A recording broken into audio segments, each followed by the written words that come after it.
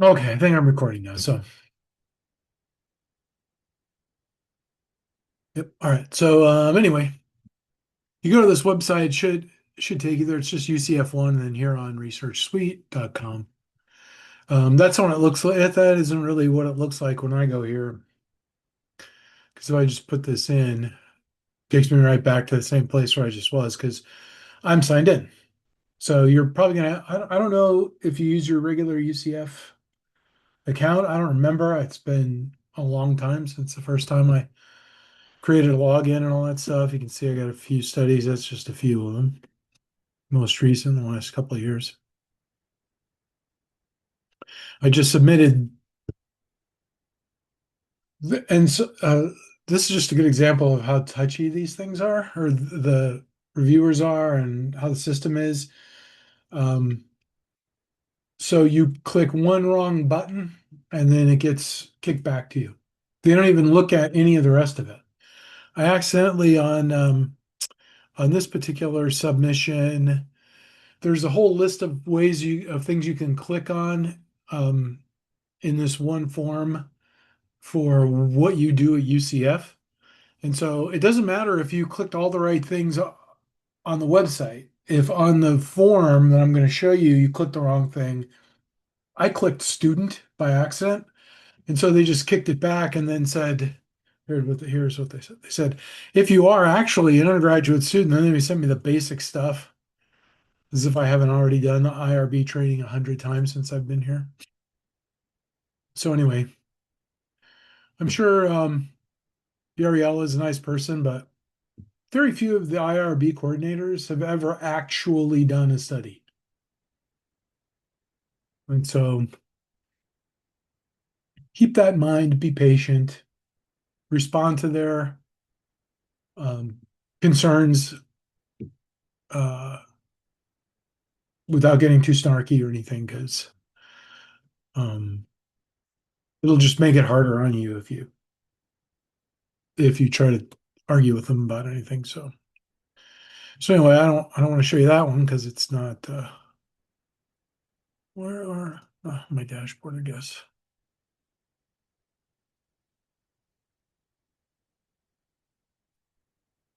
So I don't know what'll happen. So here's one that's already been approved, so I'll show you this one. So I'll click view study so you can see everything. Well, actually, maybe I ought to show you it. I mean, they're going to take you through all these questions. They're usually either like a multiple choice exam, you just click on the right bubble. Um, and uh, or sometimes they'll have a drop down menu, or sometimes they'll have a place to enter something like here where I entered my name. Um, I don't think any of you have financial interest.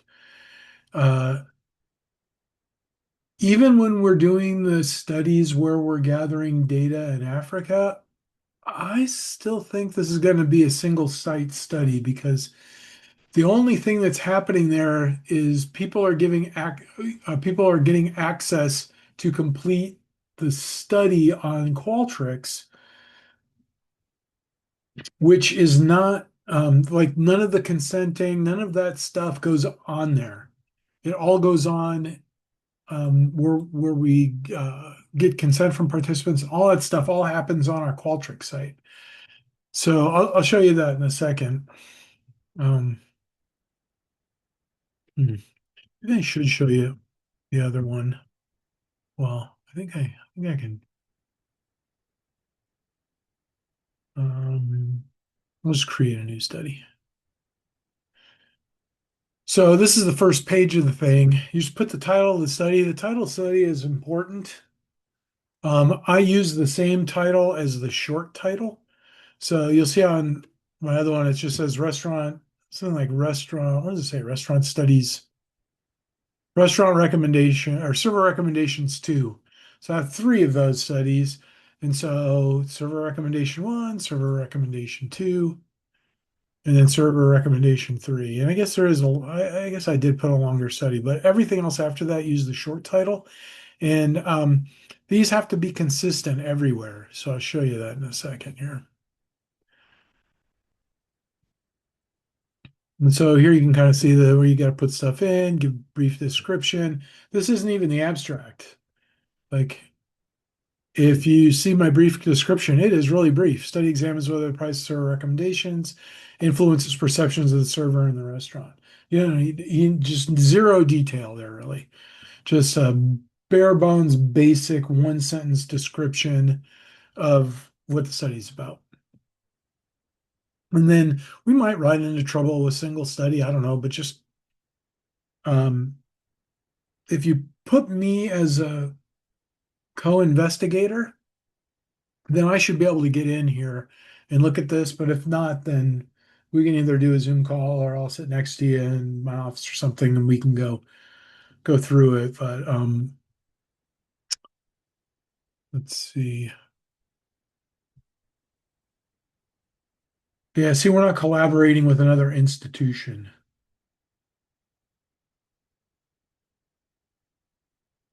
Yeah.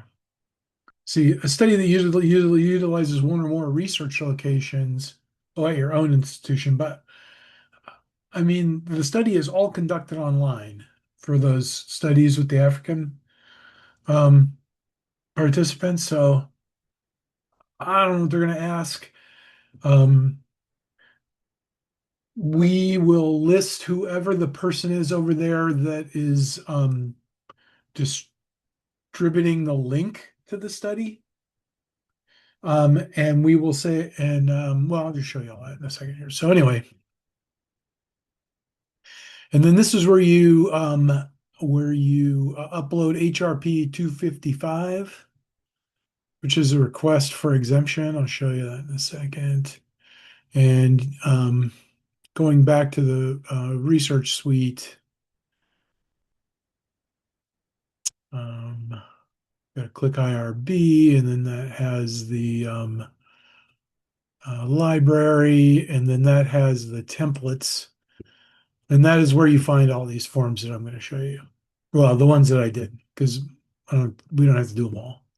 But there's exemption, request for exemption. That's the one you want to complete because our studies have, and for those of you doing other studies that I've talked to, there's no more than minimal risk for any of these. You're not taking blood or skin samples. You're not giving people a medication. You aren't uh, um, doing. It might be for Shaliwa if when you uh, if we're going to deceive the participants and tell them that they're like only talking to real people and we don't tell them they're going to be talking to a bot until afterwards.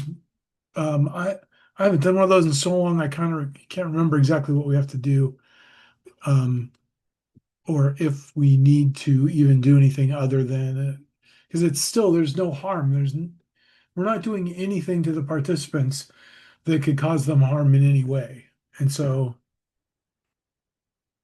um, so we can just use it. We'll just start with that one. So um, I'll show you the one from. Good question. Just to confirm, so HRP 254 and 255, You're gonna need correct? a. There's gonna be a few of them, yeah. Oh, okay, okay. And then second question for the PI, you're saying add you as a secondary PI, or is there another area where you were talking about adding as a um co? Um, if you're working on another person's grant and they're the PI on the grant, you might have to put them. But Okay, usually there's just one spot for a co-PI. I mean, for the okay, PI, and then a spot for co-investigators. okay. And if you have a faculty advisor, Mm, that's usually for the undergraduate students, um, I think maybe even the master students when they're working on their thesis. Because I'm not sure that a student that doesn't have at least a master's, but as long as you've completed your own IRB and all that, and you're a graduate student, you should be able to be the principal investigator. But it might be that you need me to be the principal investigator. It doesn't mean I really am. You're doing all most, 99% of the work. But for some reason, I think sometimes they want only a faculty member as a principal investigator if you happen to be a student, in which case, um, um, you would be a co-investigator. But I think, I mean, I thought when I was in graduate school, um, this was a very different process. It was much simpler. But my advisor, for example, when I came to him to get him to sign off on the whole thing, he's like, "What are you doing that for?" And I said, "Well, Judy, that was Judy Bergen." I said, Judy said I needed to do this." He said, "Why? It's a no risk study." And I said, "I know, but um, for my dissertation, I have to have the approval letter in the appendix." And he goes, "Oh, I guess you better do it then." But that guy did research. He didn't do a lot of research where he gathered data from people, but he never ever did IRB. Like I didn't do IRB's things for my first few studies I did there. I was just collecting data from other students and stuff. Nobody cared. But now it's a really big deal. So unfortunately, you can't just play around anymore. So anyways, so this thing is just this crazy long thing, and most of it is are just boxes you're not going to need to check. So here you just look at and then you put the title of the study. Use the exact same title that's in the IRB that's on that webpage form on here on. The title's got to be exactly the same. Otherwise, they'll kick it back to you. So, and for I think everyone, um, maybe Sean, I don't know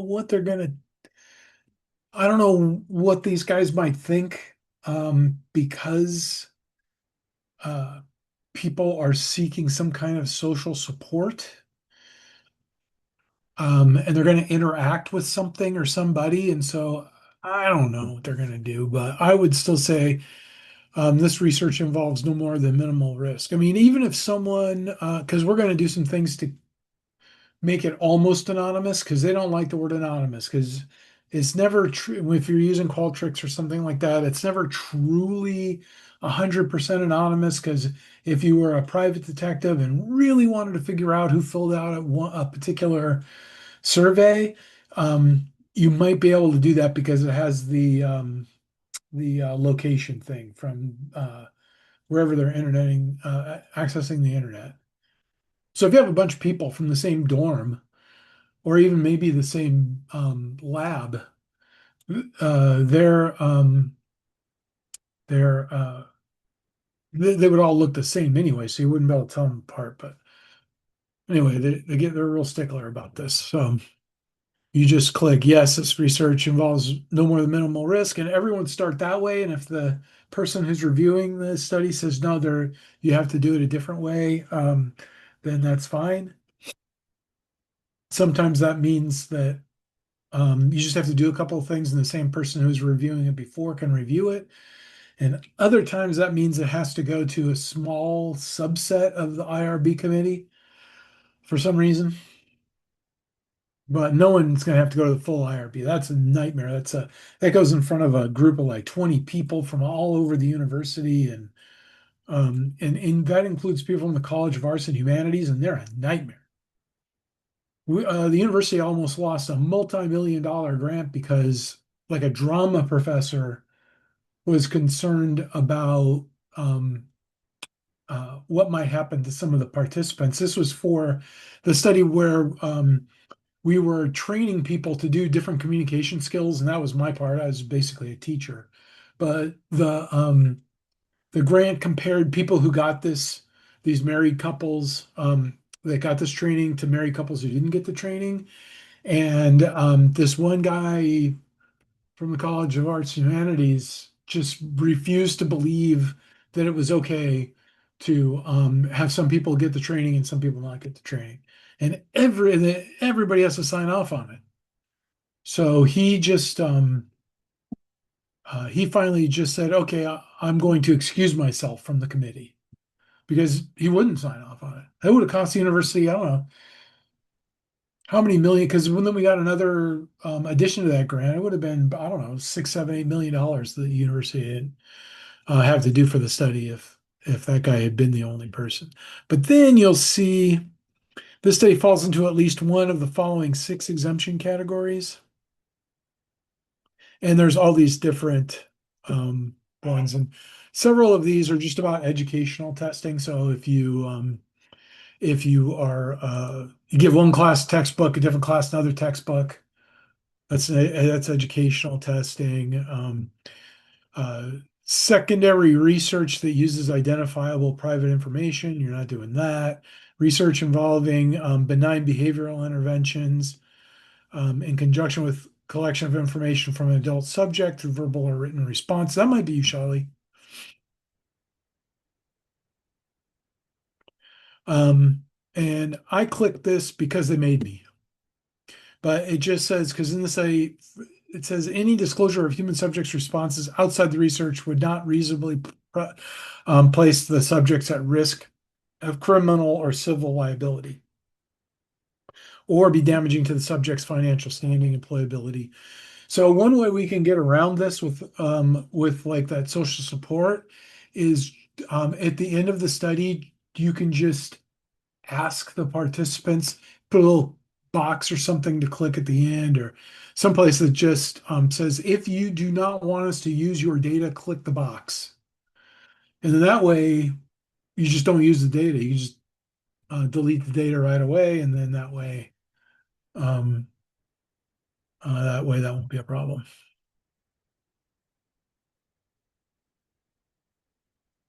And uh, I think that would maybe be C that you'd want to click there. So anyway, it's a bunch of those things. Most of them you don't need to click. And then we get to the study details. Again, bare bones. Say as little as possible. And the reason for that is for each thing you say, you give the reviewer something to get up in their boxer shorts about. So you don't want to give them anything to say, wait a minute, what's going to happen? Just as minimal as possible in the explanation. So here you can see it's procedure, design, control variable. If there is one, we had one that we didn't even end up using. And then dependent variables, see the attached survey because you're going to have to attach a form or a document that has all of your survey items. Just giving them a link to the Qualtrics form that has all of them turns out doesn't work. I tried it. Um, and this is just a very simple version of the research question. So basically, we asked, does recommending the most expensive item damage the perception of the server compared to recommending an average or lower priced item?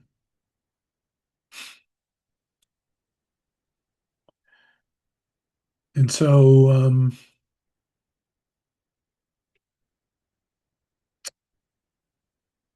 is this really study number two? Yeah.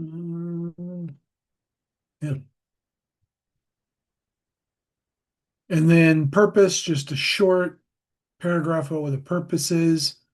And this almost says it says exactly the same thing as the research question up here. The purpose is to answer the research question, right? So to examine the effects of server recommendations and menu prices of recommended items on perception of the food server. We probably didn't need to include these things, but I did anyway. Previous literature. Again, don't put your literature review here. And there's one thing, I don't recommend using ChatGPT that much in your research.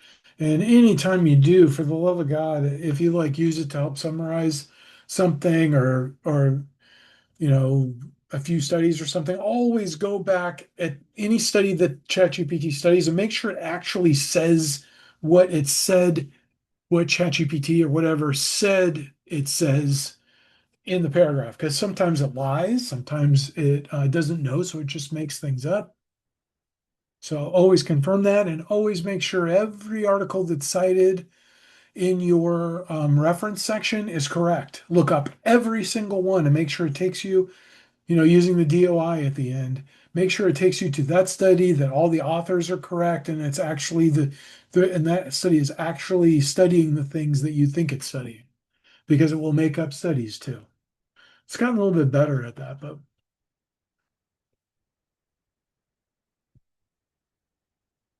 last fall I had two or three studies where um, I just started going through and checking references before I even read people's paper for their final paper in that interpersonal class. Because there were several people, one person, almost every study they cited was flipped. How am I supposed to grade that? So if you wonder what happened to a couple of those students who are that you don't see around anymore, that might be what happened to them. So it's one thing to use things. Oh, and so anyway, why I brought up ChatGPT.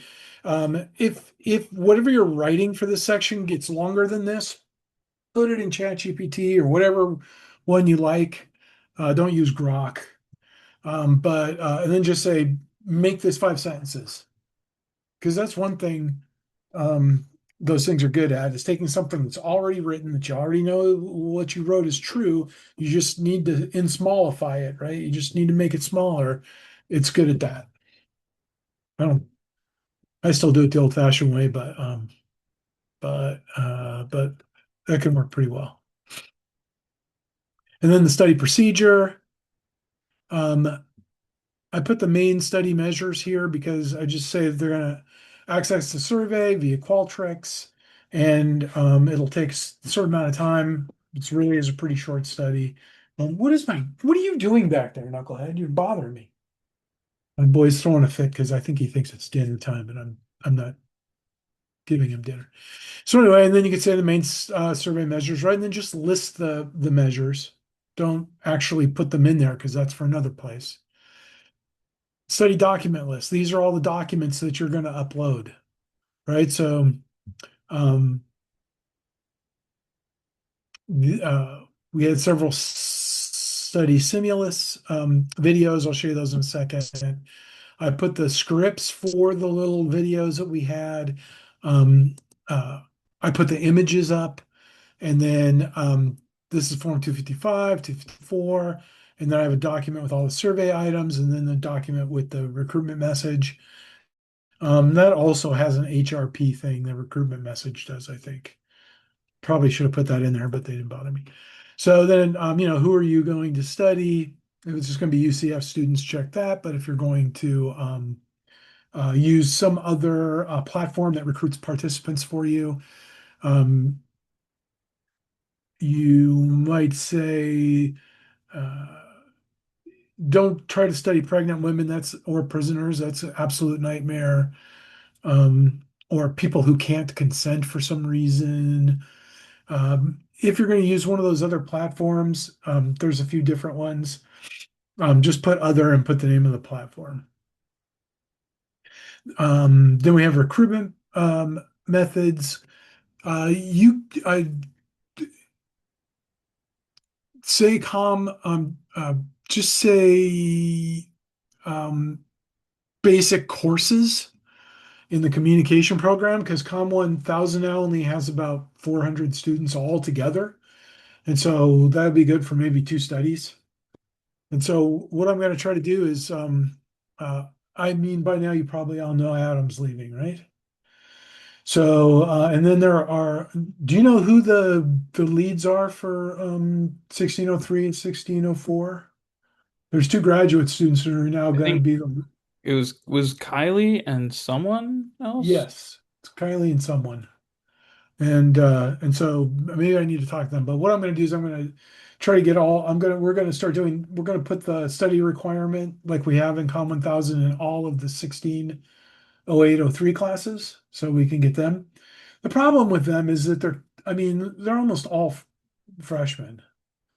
So the problem is you get kind of a young sample, and if you're studying friends with benefits or dating relationships or um, something like that, they're I mean, I think they're pretty borderline for the restaurant studies. Um, so there are also several other large classes. Steve Neal's got that 400 person Com 3000 class for 3003. We have two of those uh, communication or mass communication is something or another. Social, not a media is mass communication. Those have like 150 students. So we have several uh, courses that have numerous students. I'm going to try to get. I mean, I could just tell them, but I'm going to ask um, advertising to also help us out. And then maybe again, Masscom's got a couple of these big giant classes too. So does Games. So I'm gonna talk to them about allowing us access because Games doesn't do much empirical research, and AdPR really maybe one faculty member or two maybe does empirical research. So we should be able to get access to the classes with more than 100 people in them, and those other classes will have more seniors, so they'll be a little bit older at least. But if you want like beyond emerging adults, so people 30 and over, then you're gonna have to go one of these platforms that gets participants that are a little older.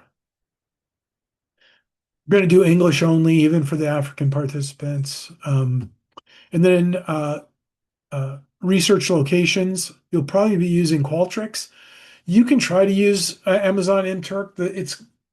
The thing is you're going to lose a lot of money because about you're going to have to get rid of about half your participants because um, there are so many bots that are able to go in and they're basically AI agents and they can go in and complete a survey. Um, the guy who does over at FCTL, whose specialization is AI, he found that he can, as long as you give the AI agent your login and password, it can actually go into Canvas, the agent can, find an exam and complete the exam all on its own.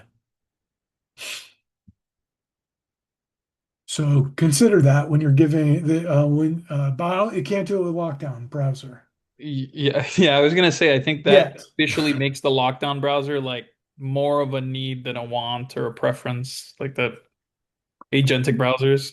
Yep. And then the other thing you can do is, I mean, if there's an agent in there, it's going to be hard to because they think as fast as a computer, so they should be able to finish an exam pretty quickly. Assuming, of course, because sometimes they don't those agents don't understand a question because they don't understand all of the terminology exactly right. But anyway, what I do is I create a test bank for my undergraduate exams, and so I'll have for any topic, I'll have like three or four at least items for that topic. And then the next topic has three or four items. And so I'll have a whole bunch of these uh, little boxes, where it has different items in it. And then I just tell uh, I just tell web courses to pick two items from every box. So not everyone gets the same items. So even if they know someone else who took the exam and say what was on the exam, the questions they have will be to some extent different. Um, and and also I time limit. So I don't give them a lot of time. For 30 questions, I give them about 35 minutes. So they don't have, even if using lockdown browser, they're somehow to able to have their study guide with answers or something where they can see it, the camera can't see them looking at this stuff or using a computer or a phone or whatever. So even if they have access to all the answers, they probably wouldn't have time to look them up and then answer the questions. Um, I mean, on my so I know there are people cheating in in-person exams too that I've never caught. But the scores on my summer class exams and even in my regular semester class exams where I've taught the class online by by putting the stuff in there like this, the students almost the class almost always has a lower average than students who come in and take it in class. So anyway, oh, so this psychopavlovia, this is what you'd click if you used one because psychopy and then Pavlov. There's a bunch of these things that will where they will recruit participants for you, and it works almost like the Com 1000 participant thing. There's you can put your survey on their platform, but it I just like using Qualtrics because I'm used to it. I know how to do everything on there. So I just give them the link to come, but it's going to cost money. They don't do it for free. And like Qualtrics is like Qualtrics is the most expensive one I found. They're like $5 a person. And that's just for sort of a minimum number of items. So look around if you're going to use one of these things. Um, let's see.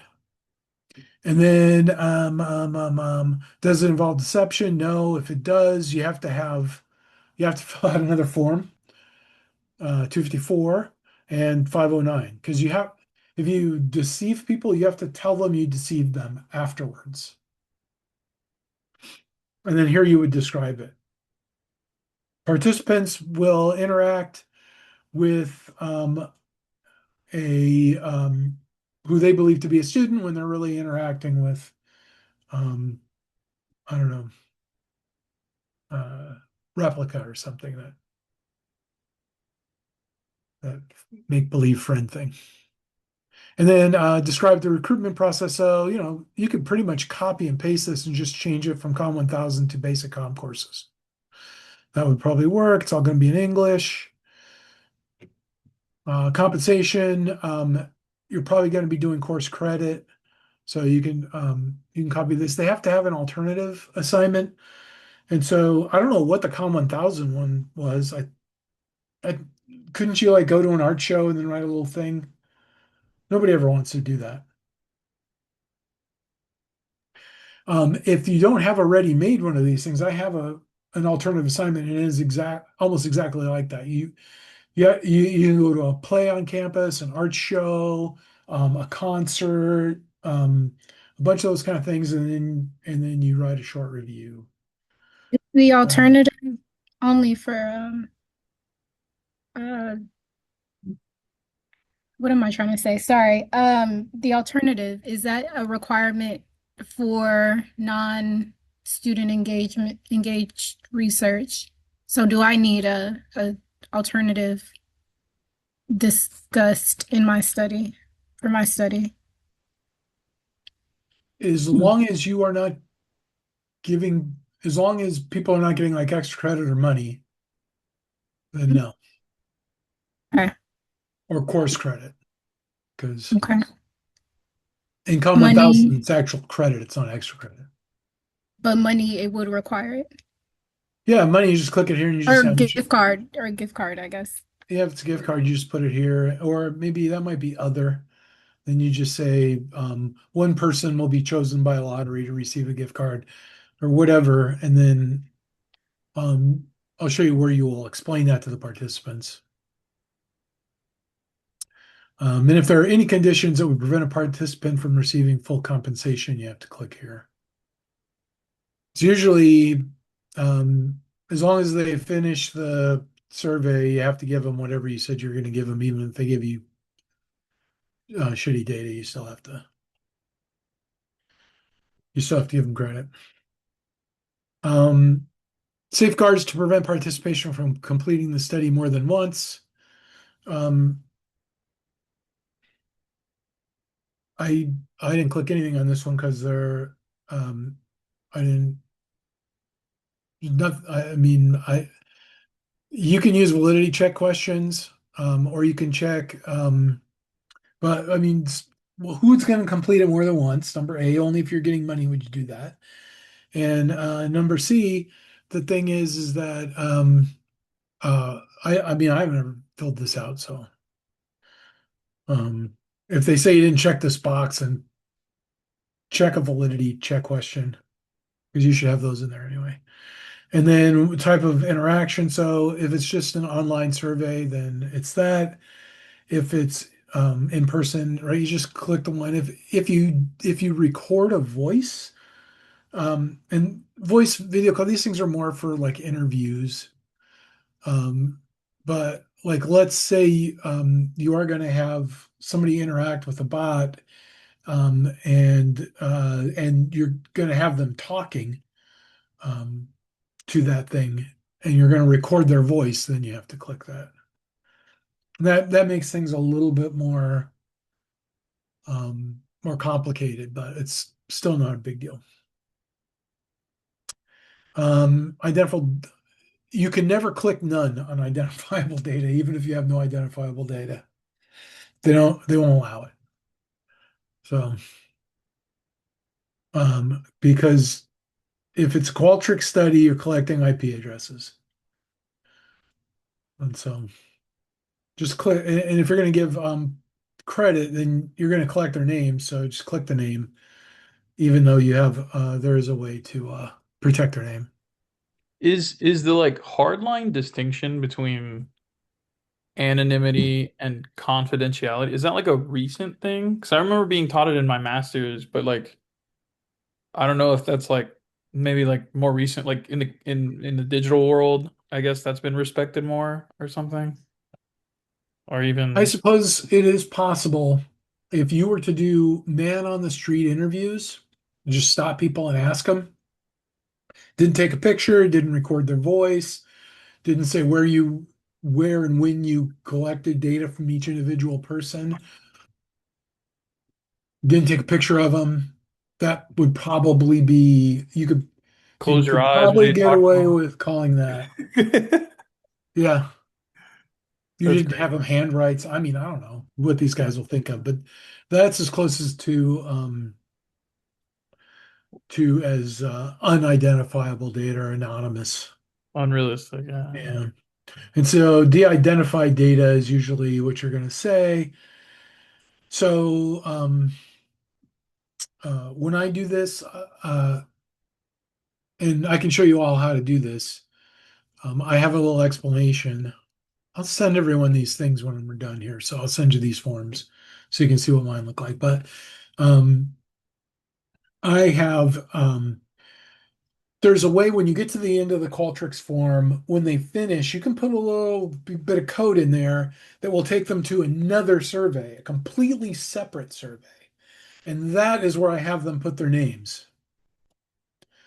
If you're going to do that, and this is pretty important, make sure you require students to check every box, because otherwise they'll figure out pretty quick they can just scroll all the way to the end and not answer anything and just put their and then click they're done, and then it will take them to where they can just put their name in to get their credit for doing the survey. So you want to require them to answer questions. So anyway, so then you end up with two files. One file has just got everyone's name, and then I also put an instructor thing so you can tell the instructor who to credit. And then one with their data. The thing is they still have the same IP address, and so they still say it's not anonymous. The IRB people. I mean, what you would be able to for sure if you could and wanted to get that file with everyone's name is know that they completed a survey somewhere and said something.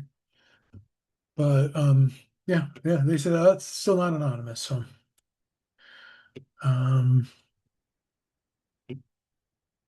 so the really hard to check no, so you check yes, and then you can read what I wrote here about how I have it in a separate file and I keep um, if you want to keep those files on an encrypted zip drive or portable removable drive, then go ahead. I just keep them on my hard drive and I don't tell anybody about it. Then here's the informed consent process. I use HRP Form 254. Um, and they kind of complete that for you in some ways. And then provisions to maintain the privacy. So participants' names not associated with their responses. See above, blah, blah, blah, right? So then you have to initial it and put the date of the last revision. So that is what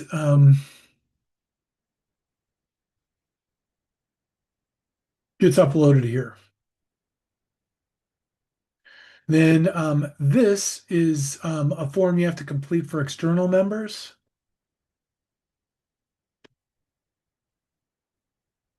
And so this is form number 253. And so John Sider, who I read a ton of I do a ton of research with, and we always go through our IRB, because his, believe it or not, is a bigger pain in the ass than ours for some reason. And plus, since I analyze all the data, it if he did the IRB thing, it would still have to go through our IRB anyway, because I'm collecting the data. So since I'm collecting the data, I just put him as an external member, and he never sees any. Hey,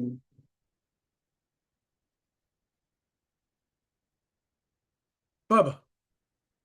So I just click no on all of these, and that means that no one cares about him because he's not seeing the data, he's not consenting to participants, none of that stuff.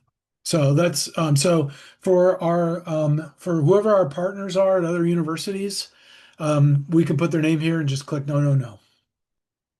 They don't even have to do the IRB thing at their university, or because some universities in some countries they don't even have IRBs, or and anyway, their laws are different. I mean, our IRB is all federal law, so we have to do it. But in other countries, it's not a federal law there, and so sometimes they don't do it at all. I ran into that trying to do a study in Romania.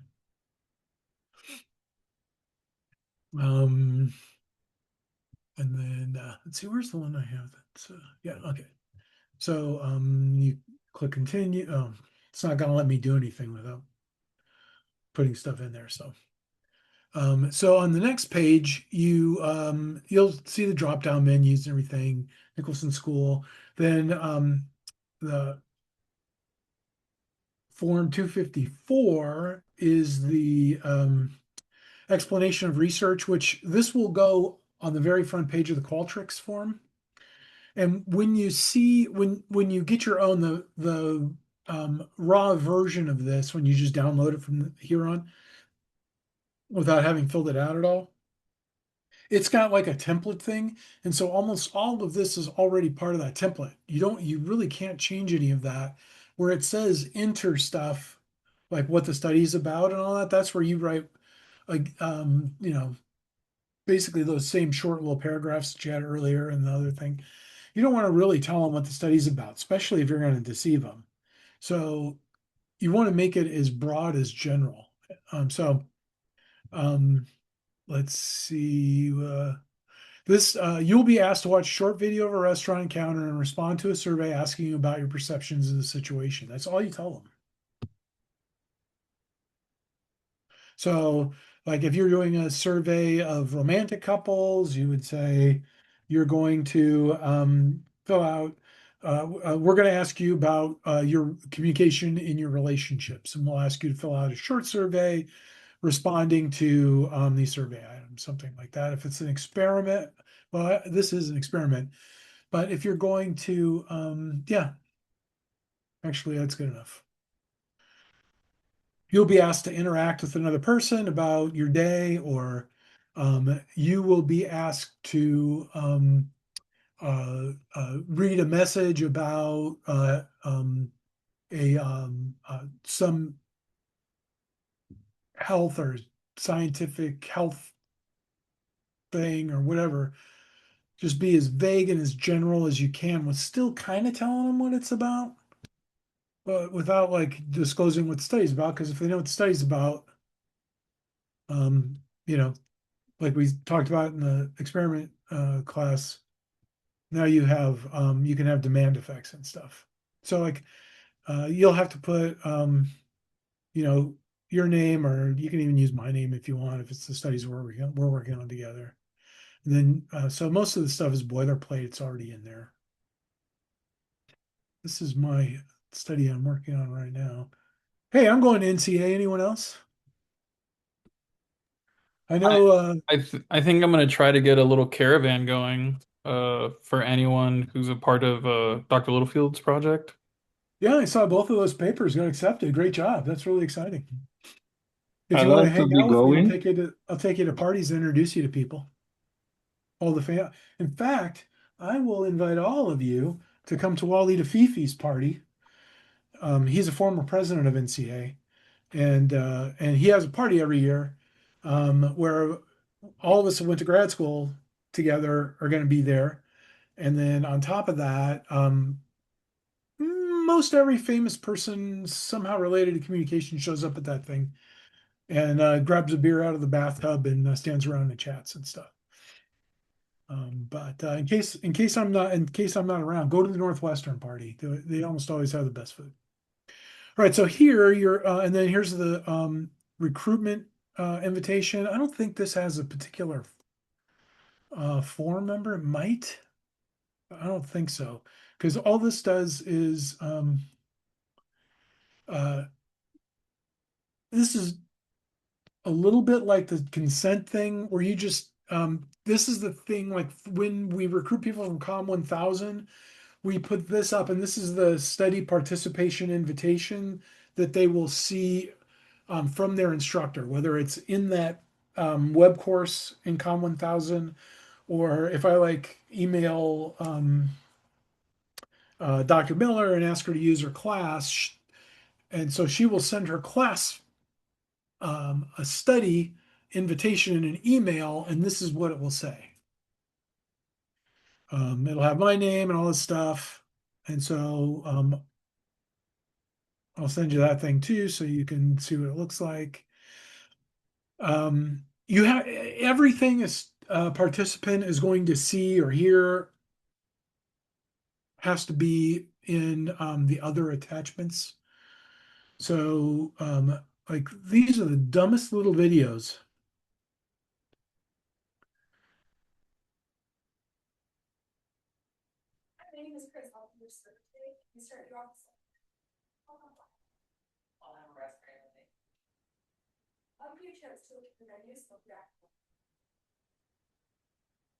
Okay, so that is the short little video they watch, and there are a bunch of different versions. There are 16 of them. I don't know why they didn't all show up right here, but I had to upload 16 of those things. It took forever because there are different. Sometimes that server will give a recommendation for a dish, and then sometimes like in that one they don't. And then what is this one? This might be the um, this just has the video scripts and also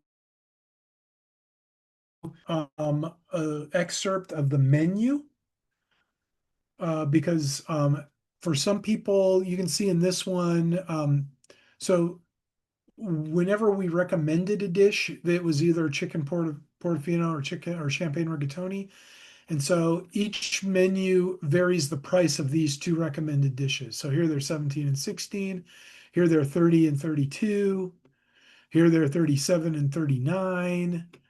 Here they're the same as everything else, about $24. So, like I said, everything the participants are going to see needs to be uploaded here. And then on web courses, they have like, remember in Com 1000, if you taught the class or whatever, in that Com 1000 thing, there was also the description of the assignment that explains what they have to do to earn the credit for the assignment. So we also had to put this up. So if you're going to recruit people from a class like Com 1000 that has a separate web course and a place where the students have to go to see the study, then you also have to have this besides the recruitment announcement. I don't know why. And for some reason, yeah, this isn't even showing everything. Maybe this is because it doesn't have the, you also have to put up the, and I'll show you the one I'm working on. So I think, okay, so here's the one I'm working on. I made that one little tiny mistake, and so I'll view the study. Because here we also, so here we have way more videos. And then we also had the survey items. Maybe it only, when you're going through it to look at it later, it only has a few of these, but you also have to upload all the survey items and under other attachments. And so um, it's just a paper, well, Word document version of everything that's on Qualtrics. So these are all the different survey items. Um, and then I think we say where they're from. I don't know that they're. No, I guess we didn't do that. I thought somewhere we listed where all the survey items came from, but I guess not. So, I mean, hopefully they don't bounce this one back to me for that reason. So I think that, and then, oh, here's where you, for team members, for external team members, those would be people outside the university. So, so anyway, do you have any questions about any of that? I will upload this to YouTube and you'll have to have a link. So I'll give you a link to the YouTube video. Assuming, of course, I actually recorded it, which I think I did. Alexa, off. At some point, I put a little thing on my phone for Alexa and told her to turn this radio station on every day at 5, and I can't find where I did that on my phone. So You might be able to say like turn off my daily scheduled 5 p.m. rate. Like you might be able to do it through the actual voice command. Just who I'll knows? try that because it comes on in the other room. In the kitchen, it comes on at 11 a.m. or no, 10 a.m. on Saturdays because that's when Wait Wait Don't Tell Me comes on NPR. And so anyway, hey Gloria, what's Amazon up? mandated Miller time. Yeah, right.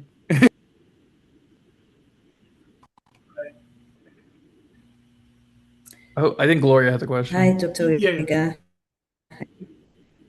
Yeah. Go ahead, Gloria. Okay. I wanted to ask Dr. Riga. You sent us um,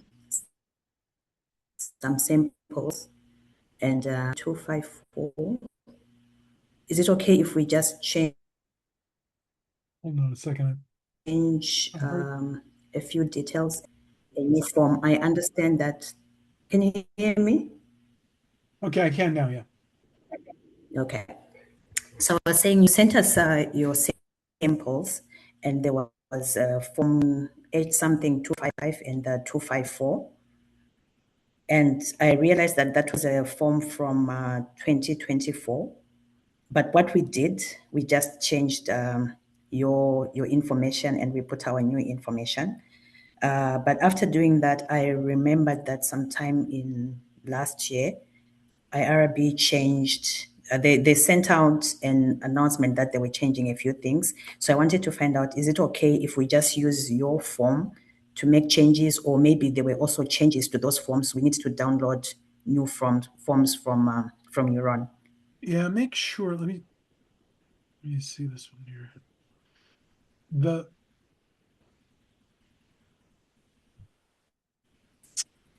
so this one, so let me put this back up here. Share my screen again.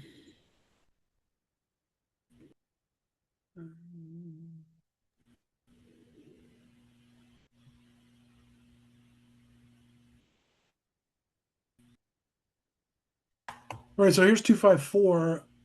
My date, I think, might have been 2024, but you see down here, for some reason they won't even, you can't get in there to change it. So at the very bottom of the form, and I think on some of the other forms at the top, but we'll tell you when the form was modified. So this one's 8/18/2025. Um, the ones I'm going to send you should all be the new ones because for the first study, IRB study one, I think I had the old versions, and so I had to go back and get all the new versions. But um, if you go to the Huron suite to download the forms, uh, they will all be, they should all be the correct ones. What am I looking for here? Library templates. These templates that are on the web page, these are all the new ones. So if you have any questions about it, just go make sure you go look at this, the one on the Huron site. And if you use that one, it will be right. But you can pretty much copy and paste most of the stuff, or at least you would use the same information. It's just they changed the forms around a little bit because someone needed to say that they did something that year on their progress report or something. So they change those forms every once in a while. But the ones I use that for the study I just submitted are the ones I'm going to send you, and so those ones should all be up to date. Chi. Thank you. Sorry, hi. Okay, quick one. So basically, just to confirm, we are filling all the forms on our computers and then we upload everything in that system. We don't need to send IRB an email or anything. And then second question, if we have issues while filling the form, we can reach out to you, right? Yeah, absolutely. Yeah, you're doing like some focus groups, so that'll be a little bit different. So you might definitely want to not video record Okay. the focus groups unless their nonverbal behavior is super important to you, because that makes everything identifiable and it makes it hard to de-identify your data. Okay. So and it's easier to de-identify voice data because one of the things you'll say is the only thing that will show up in a journal will be de-identified transcripts. If to use you'll change everyone's name and and then like if you have like a little excerpt of something someone said, you put a fake name in front of it so no one can know outside of you who that person was that said that thing. Okay. Okay. I'll just not record the videos. That should be fine. Yeah, because audio should be good enough. Yeah. Yeah. Okay, thank you. Sure.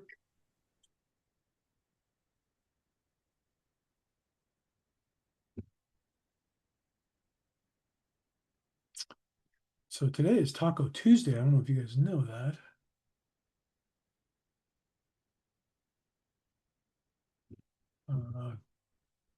Yeah, Collins, I can be with you for a minute after.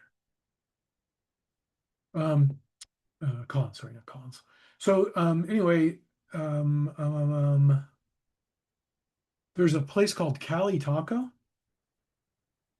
up here towards Lake Mary. They have dollar tacos. They're tiny little things, so get 4 or 5 of them. But they're like what you would get in California. They're very close. It's not like the kind of nasty stuff that you get at a lot of Mexican food restaurants around here, which are not Mexican at all. So anyway, I will go ahead and it might be tomorrow before I put the video up because it's going to take a while to render and everything after we get done here, and I'm going to be eating tacos. So So yeah, any questions you have about anything I talked about, I am happy with you shooting me an email or we can talk on the phone or whatever we need to do. Okay. All right. Well, happy IRB adventures to all of you.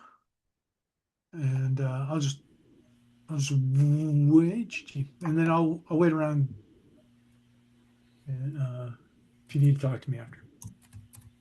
Thank you. Thank you, Dr. Weir. Peace. You're So welcome. much. Bye, guys. Bubba, Thank Danny. you.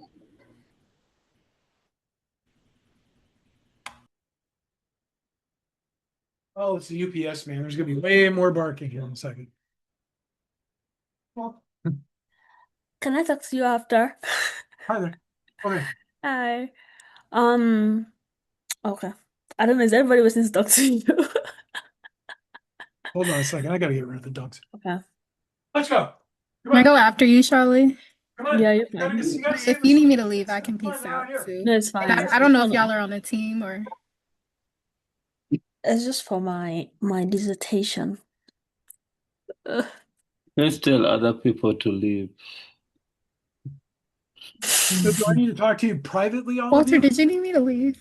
I trust me, I need to talk to Dr. Wiga. But anyway, I can drop off.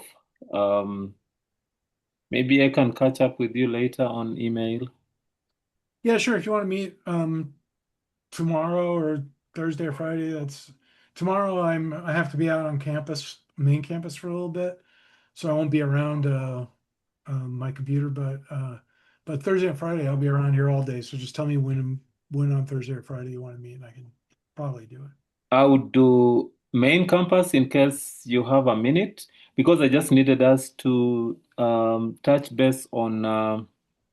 You said you are going to look through the other study and then see how we can extend and replicate and extend it. So I just needed us to touch base before I start the IRB. Okay, so let me think. I